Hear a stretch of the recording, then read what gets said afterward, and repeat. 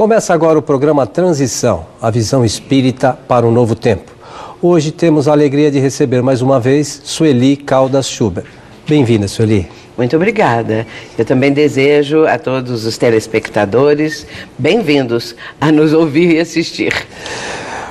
Sueli, hoje nós gostaríamos de conversar com você sobre um tema bastante solicitado pelos nossos amigos de casa, que é o sentido da vida. Então, muitas pessoas não têm muita noção, parece que às vezes estão perdidas, buscando um sentido para a sua vida. Por que isso ocorre, Sueli?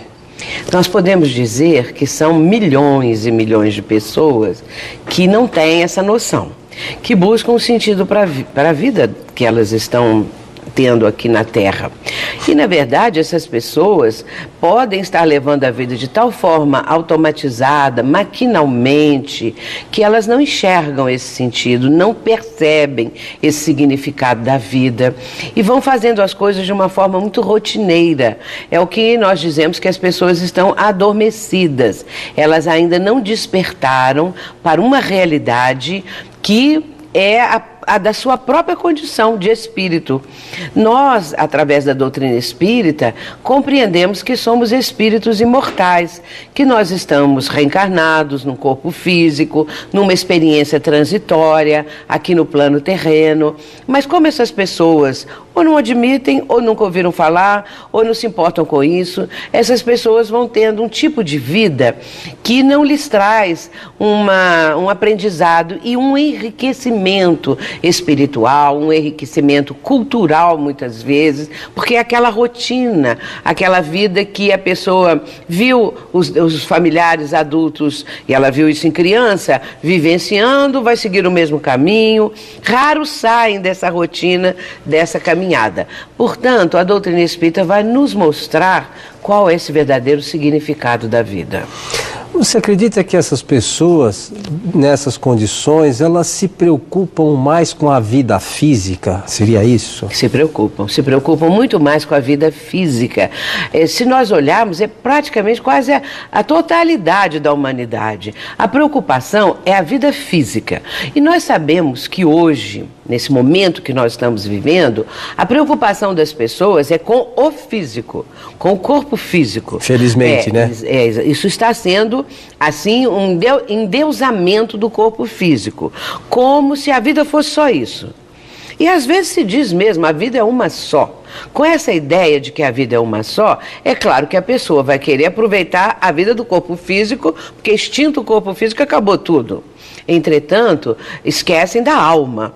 E acho interessante que essas pessoas seguem o cristianismo, alguns ramos do cristianismo, e dizem que acreditam que há uma vida após a morte, que a vida continua, mas não pensam como e acham que tudo acaba com a morte do corpo físico. Por isso a vida não tem um sentido, não tem um significado na forma dessas experiências, de buscar aquelas que forem mais enriquecedoras, aquelas que forem melhores para amealhar conhecimentos os mais diversos. Porque o ser humano, mesmo que ele não busque uma transcendência, mesmo que ele não busque a sua espiritualização, assim, consciente disso, ele pode estar amealhando conhecimentos culturais, né? A parte de cultura, a parte de arte, que isso é muito bonito e é muito importante na vida das pessoas.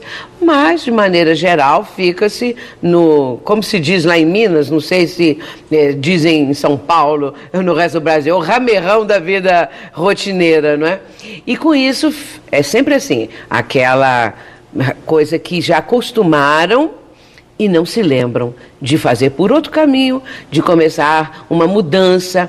Às vezes as pessoas dizem assim, eu acho isso muito interessante, as pessoas dizem assim, eu não mudo, já tenho 30, 50, 60 anos, eu não mudo. Muda se quiser. É que a pessoa, quando fala eu não mudo, ela bloqueia a possibilidade da mudança. Mas se ela falar eu vou mudar, ela muda. Ela pode procurar alternativas as mais variadas para a sua própria vida. E vai ser muito mais feliz, garanto eu. Então, por isso que a gente vê pessoas que já são daquela chamada terceira idade, na qual eu não quero me incluir, mas me incluo forçosamente, querendo também se familiarizar com esses eletrônicos que hoje em dia é muito comum, e aí a gente tem que chamar os netos, essa coisa toda, para que nós possamos estar mais antenados com a vida de hoje e abre uma perspectiva grande para que assim consigamos enxergar um outro ponto, uma outra dimensão, uma outra perspectiva. Dentro disso, a gente falou da vida física, né? Mas a gente vê também as pessoas muito em busca das coisas materiais, né, Sueli? Dos bens e tal, esquecendo do lado espiritual, não é isso mesmo? E do lado de lá, o que nós vamos levar? Dos bens que amealhamos, bens materiais, não levamos nada. Assim como não trouxemos nada quando viemos, quando nascemos, não é? A não ser a própria criatura, também quando vamos deixar o corpo físico, nós vamos levar a nós mesmos. Tudo que fizemos, tudo que amealhamos, conquistamos, desafios que vencemos, tudo isso é que nós levamos. Quando passarmos para essa fronteira, né, essa aduana, nós para a vida espiritual, nós temos que ter frutos, nós temos que ter alguma coisa.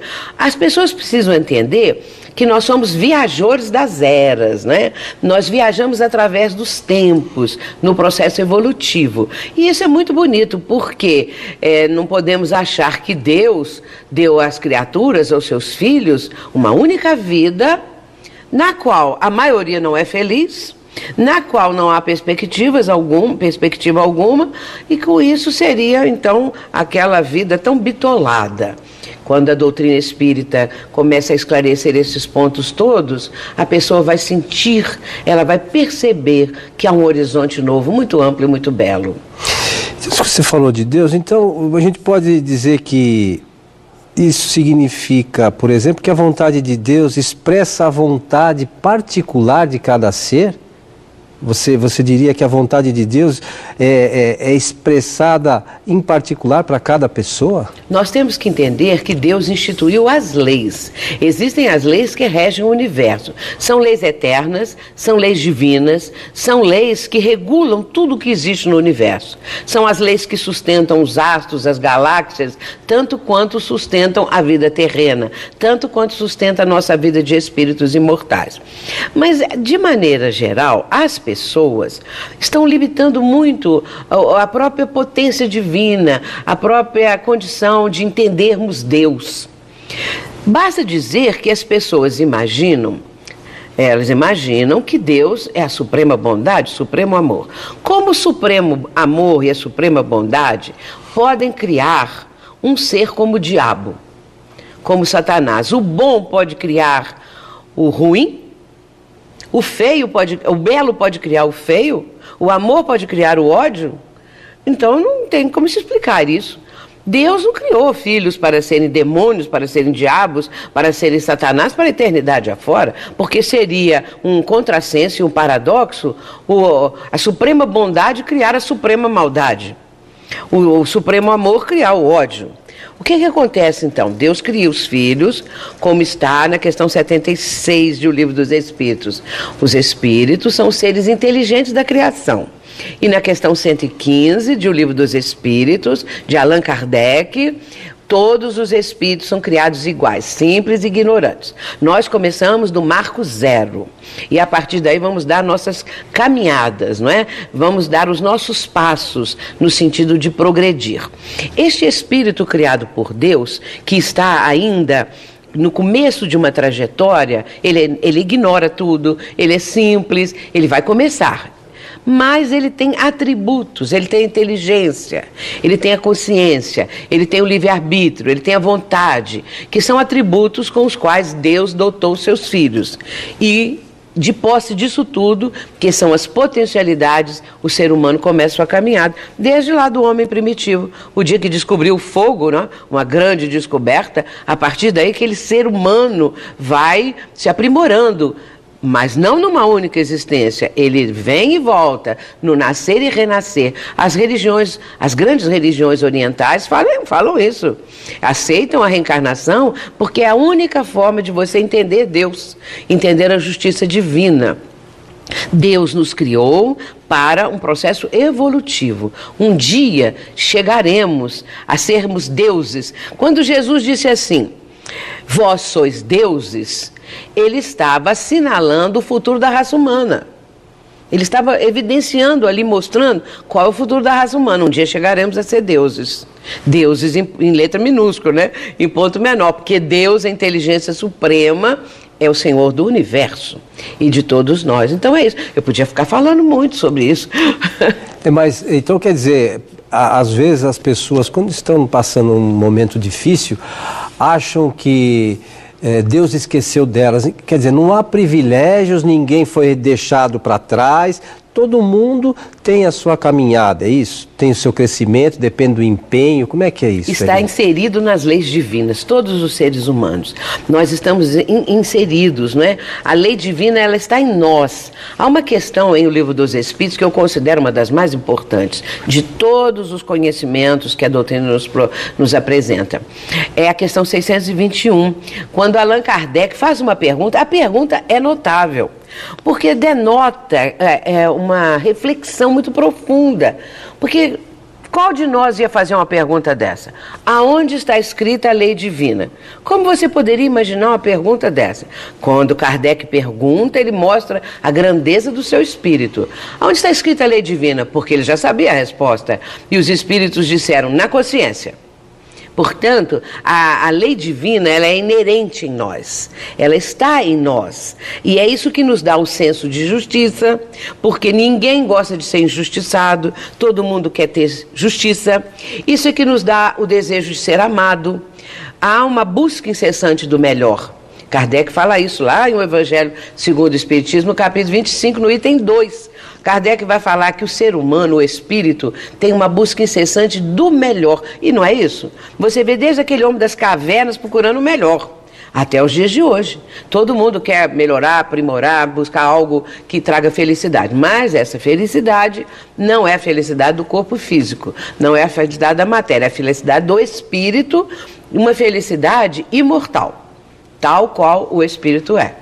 E muitas vezes nós não entendemos isso, né? Nós achamos que passando por alguma privação, que Deus estaria nos castigando, e não é bem assim, né? Nem nos esqueceu, foi até bom você lembrar, porque afinal eu não toquei nesse ponto.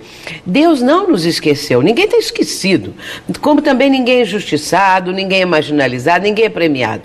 Há uma justiça nas leis, essas leis divinas, elas são perfeitas. Se a pessoa for contra a lei divina, cometer atitudes que não sejam aquelas que são dos códigos da lei divina, ela vai ter o quê? A reação correspondente. Então é a lei de ação e a lei de reação, ou de causa e efeito. Há uma causa, há um efeito. Mas também, se você tiver um tipo de conduta, você vai ter a resposta dessa conduta. São os frutos que nós colhemos pela vida fora.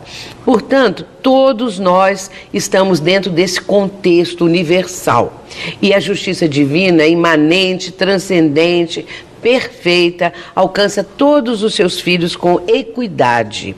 Aqueles que hoje estão sofrendo e pensam, talvez assim, que Deus os esqueceu, que Deus é isso e aquilo, essas pessoas é porque não entendem a sua condição de imortalidade e dessa necessidade do processo evolutivo. Então, dentro disso, a gente poderia dizer que os suicidas não entenderam esses propósitos da vida, Sueli?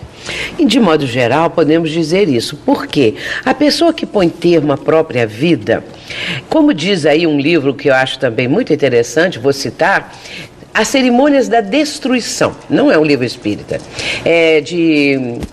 Esse livro é de 2 autores argentinos. E eles escrevem sobre suicídio. As cerimônias da destruição é uma forma que eles dão daquilo que a pessoa que quer se matar engendra. Como que vai ser? Então é uma cerimônia da destruição. E ele diz assim que a pessoa que põe termo à vida desistiu de viver. Desistiu de viver exatamente por isso. Ela não encontra significado, ela não encontra sentido, ela está totalmente abatida, talvez pelos reveses da vida, pelas desilusões, porque ela não confia nela mesma.